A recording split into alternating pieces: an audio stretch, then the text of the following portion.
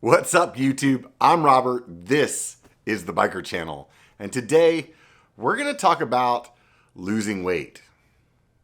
Hopefully.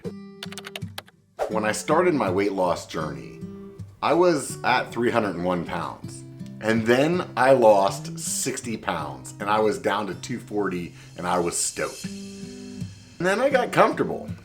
And I lost focus and I really, honestly, I feel like I just got happy with where I was at and lost sight of the goal completely. Long story short is, I put on a bunch of weight. This last bit of lazy got me to where I am right now. Next thing you know, it's New Year's and you're standing on the scale because you know it has to happen, and you look down and where are you at? But 275. And that freaking blows to see. So here we are, 2023, trying to fix this problem. All right, so let's put an end to this. I'm hoping that we can start. I'm not hoping. I need to make this happen. I need to hit this goal to feel better for myself. Like, honestly, I have been beating myself up for the last couple of years about not hitting this goal. And I was within 20 pounds of it, and I let it go. So here I am, making my way back. With all the rain and crappy weather, I wasn't riding my bike at all. And a few years ago, I bought a used trainer, but never rode it. However, when I tried to use it, the belt broke, and I cracked the frame messing with it. So, lesson learned. I'm not a good trainer mechanic. Although I didn't like the idea of spending a bunch of money on a trainer, I really didn't like the idea of being 275 pounds. So I went out and bought the Garmin Tacx Neo 2T Smart Trainer. One thing to keep in mind is the Tacx doesn't come with a cassette, so you'll need to swap the one off your bike or buy another one. It does come with a bunch of different pieces for the most popular axle types. It also has a natural amount of side flex to it while riding, and if you buy one right now, Garmin has a voucher for a free set of the motion plates. Those give you a little more comfort by moving front to back a little. I will say the first ride on them felt a little awkward, but within a few rides, I didn't notice it anymore, and I think it feels even more natural than it did before. To me, one of the features that makes it really stand out is how it folds up to be a pretty small footprint when you're not using it. When you are using it, it's much quieter than I expected and does a great job of adjusting the difficulty so that it feels similar to riding a real bike. Overall, I'm extremely happy with the purchase. This is gonna be the pain cave right here. Anytime I heard someone talking about using a trainer, it was with Zwift, and a friend of mine was making huge gains doing one of their training plans. The Tacx also came with a free month of Zwift, so that paired with the 14-day trial, it gave me a month and a half to decide if it was worth it. First impressions are FTP tests suck something fierce. I was nervous to start it today. Okay, let's take a step back. For those of you that aren't familiar with Zwift, it's a monthly subscription-based software that you can use to go on virtual bike rides. It links up with your smart trainer and bases the difficulty of the ride to the train that you're seeing. If you do the training plans, you can use what's called ERG mode, and it'll base those workouts off a percentage of your FTP. FTP stands for Functional Threshold Power. Just think of that as your max ability. There's a ton of training plans for no matter what fitness level you're in, and even though you don't need a smart trainer to use it, I don't see as much value in it without being able to use ERG and the training plans. There's a lot of options to choose from out there, but to give you the spread, you can pick up the Zwift Hub trainer for $500 or the Tacx that I got for around $1,300. I'd recommend buying what you can afford, and either option or anything in between will give you what you need to see results. Alexa, turn on the fan. I was 274.9, so basically 275. I would love to see myself in the 260s this week, so let's see how it plays out.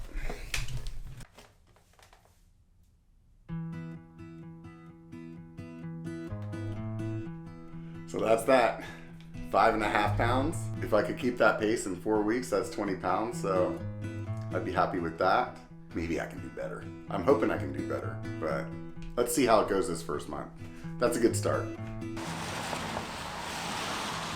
Normally winter in California doesn't keep me off of the trail as much, but this year having something to do inside really paid off. You could say Zwift was my crappy weather companion. Funny thing is, it has a companion too. It's this app you can run on your phone for a little more functionality.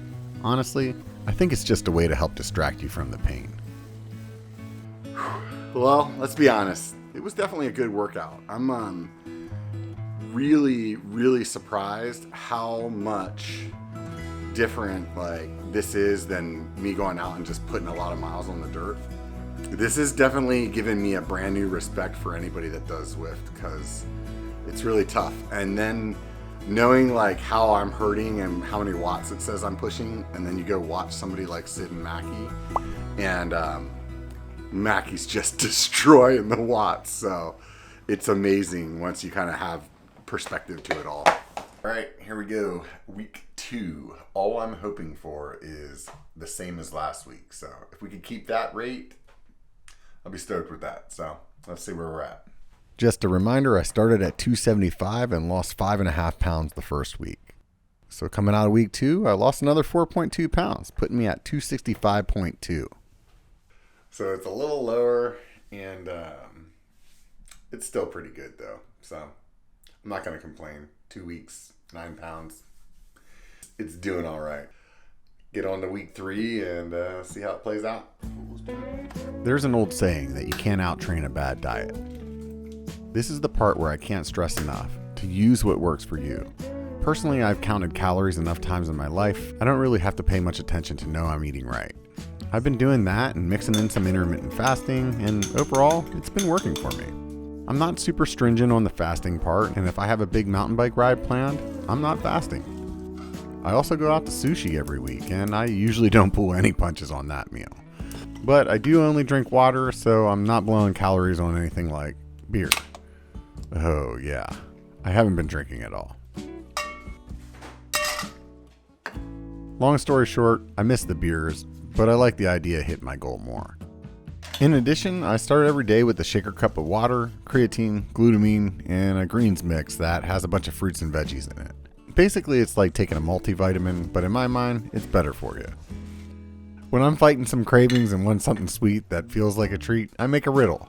No, I make a smoothie with a low-calorie, low-carb whey protein that's mixed in a blender with ice and BCAAs. I like cold things like ice cream and Italian ice, so this is fun for me and it curbs the appetite. Overall, the cold hard truth to losing weight is burn more calories than you eat. It's that simple. It doesn't matter what meal plan you're doing. Everyone has an opinion on this, but at the end of the day, it's the truth. If you want a baseline to know how much to eat, take your weight and multiply that by 10. You can eat that many calories and not lose weight. For example, I started at 275 pounds. That means I could eat 2,750 calories and sit on the couch all day and not gain any weight. If I changed it to 2,500 calories and still didn't do anything, eventually I'd get down to 250 pounds. This is where it gets a little tricky. I try not to cut my calories more than 25 pounds at a time, because otherwise you might make your body think you're starving, which can slow your metabolism. I also do a lot of riding, i.e. burning calories. Because of that, I may eat the same as my weight, or possibly even more, depending on how active I am. The thing to remember is every 3,500 calories of deficit you have, you'll lose a pound. I also try to think of my calorie burn as a weekly thing. That way if you have a day where you're under, and another you go out to dinner, it'll balance out at the end of the week. Once again, do what works for you. Just because this is what I do doesn't mean it's the best option for you. In the end, it's best to pick a plan that's sustainable for you. Big fan of the Diet Snapple, or the Snapple formerly known as Diet. This is now the zero sugar Snapple, so whatever. You see that watch I'm wearing? It's the Garmin Venu Sq2, and it retails for $250. It'll accurately tell me what my daily caloric burn is and lots of other useful things, like how good my sleep was or how many steps I took. It'll even tell me my heart rate. An added plus is if you don't have a bike computer, it can track your rides and upload them to Strava. Pair that with the Garmin scale I use and you can see all of your fitness stats in one app, Garmin Connect. I don't know why, but for some reason, there's something really funny about eating a banana. So last week, I spent the night before my weigh-in with food poisoning. So when I stepped on the scale, I knew that weight wasn't gonna be accurate, so I didn't even bother recording it. I ended up at 254, so I lost 7 pounds. And this week, I don't know what's gonna happen. Ooh, Lord.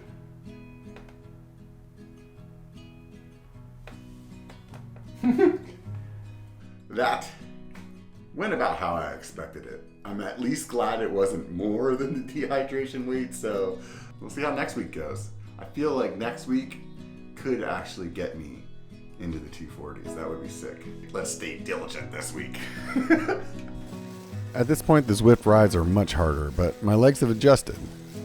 Oh, that's the longest 40 seconds of my life. Like I said, much harder. But I've definitely started to acquire a taste for its pain food, and before I knew it, another week blew by. All right, it's Super Bowl Sunday, and I'm gonna weigh in a day early because we're gonna eat a bunch of junk food today, and I don't want all that sodium like showing on the scale, so here we are. The last weigh-in I had was 254, and I really want to see the 40s, but I don't know how like probable that actually is.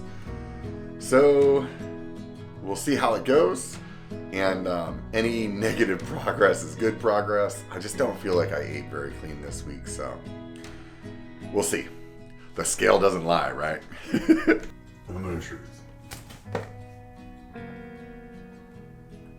Oh, that's it?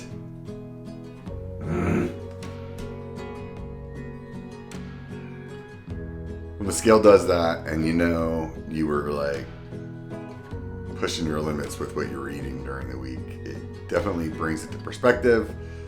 And I thought I was active enough to like kind of do better.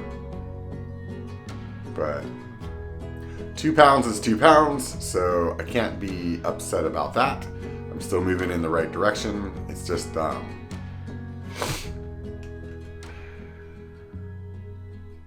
it's moving in the right direction, so it is just slower than I wanted.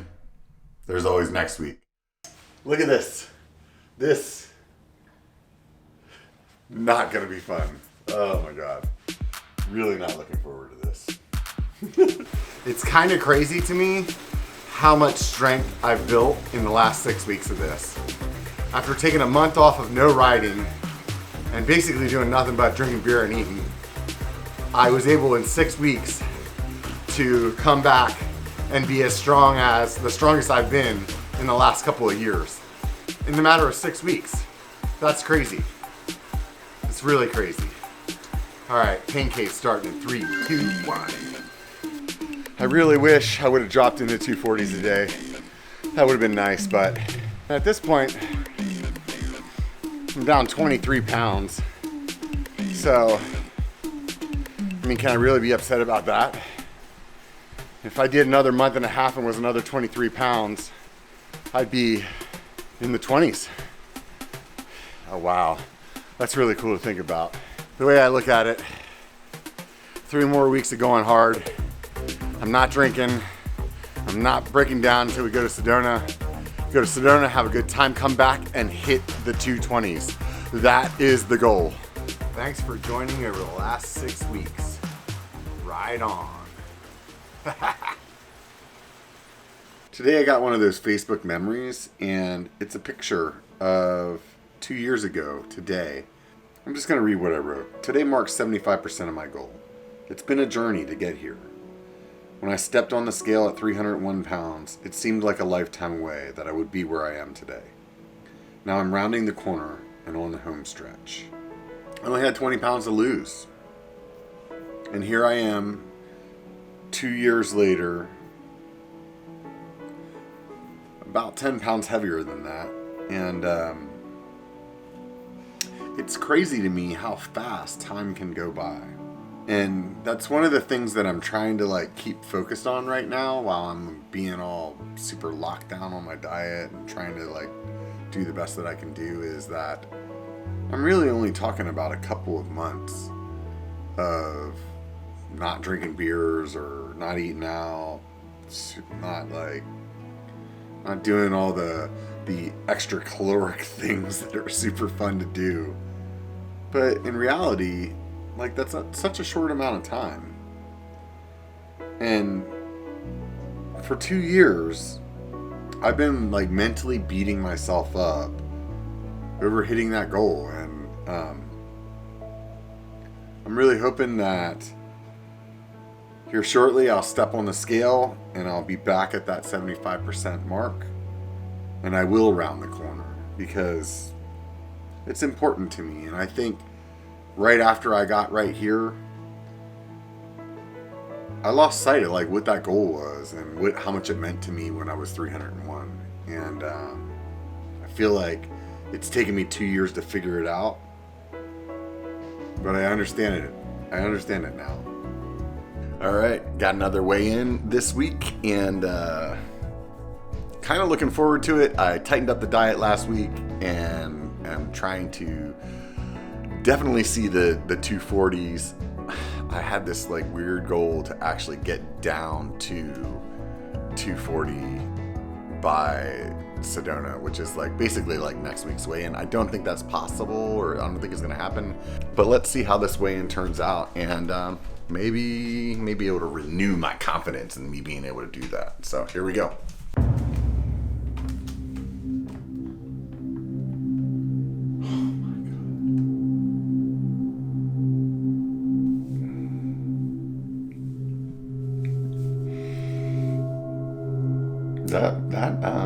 I felt like I was really strict last week on eating.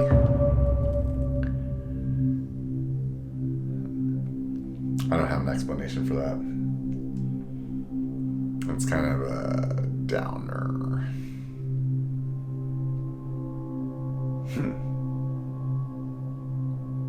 Like, I am blown away. I'm not in the 240s right now, So that weigh-in this morning has really been on my mind all day long. What I'm hoping to do is use this as motivation to just work through the week and give it my best and see how close I can get to that 240.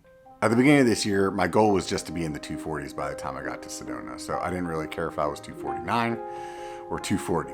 And as I got closer, it seemed like it was possible for me to actually get all the way down to 240. Then seeing that post that I made made me feel like, wow, like here I could be like, it's been 2 years. I got back to where I was. I just want to get to next week and see a number that makes me happy. I think if I could be at like 245, like that would be rad, but that's like 7 pounds difference from where I weighed in today. So I don't know how realistic that is. There's always these moments in a weight loss journey that are not what you wanted.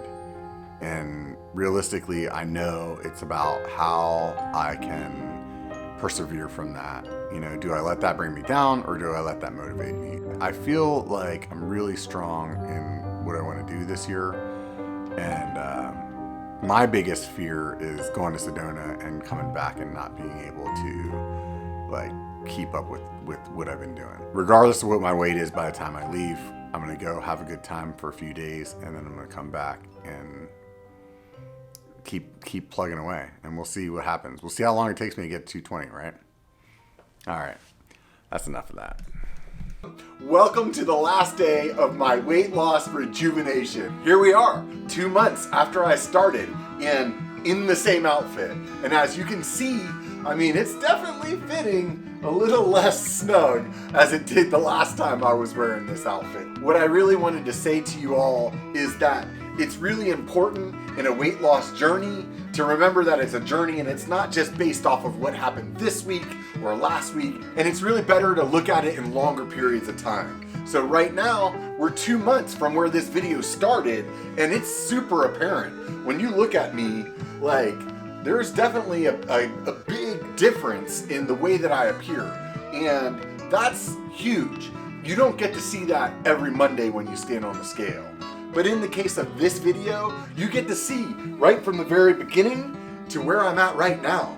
And wow, that's huge. It's like, it is crazy because I just looked at the footage and look at this. My belly was totally overlapping my shorts and that's gone.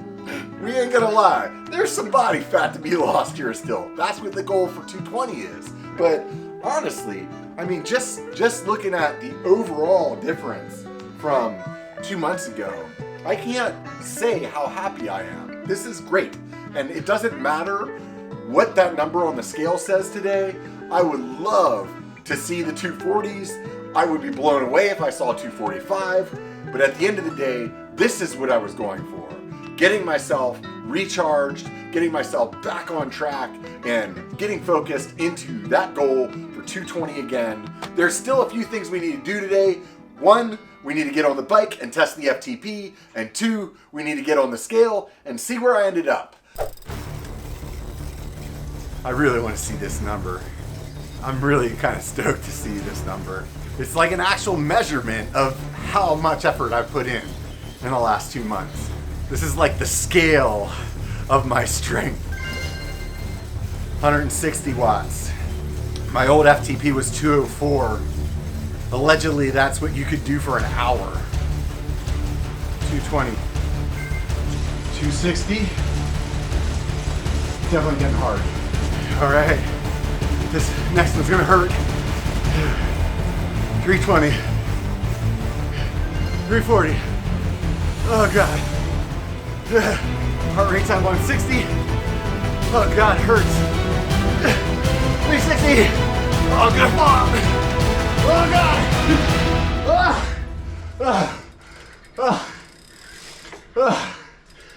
New FTP set. Your FTP's new how? 257. Whew. Just like the scale, this FTP is just a number. But sometimes, numbers are really a motivator, and it's nice to see a solid win. I went from a 204 to a 257. To many of you, FTP, or that number, really has no bearing. But to me, it was a number I earned by showing up 5 to 7 days a week for the last 2 months. And I'm proud of that. I am nervous and excited at the same time, but there's only one way to finish this video up, and that's to stand on the scale, so let's get to it. Wake up.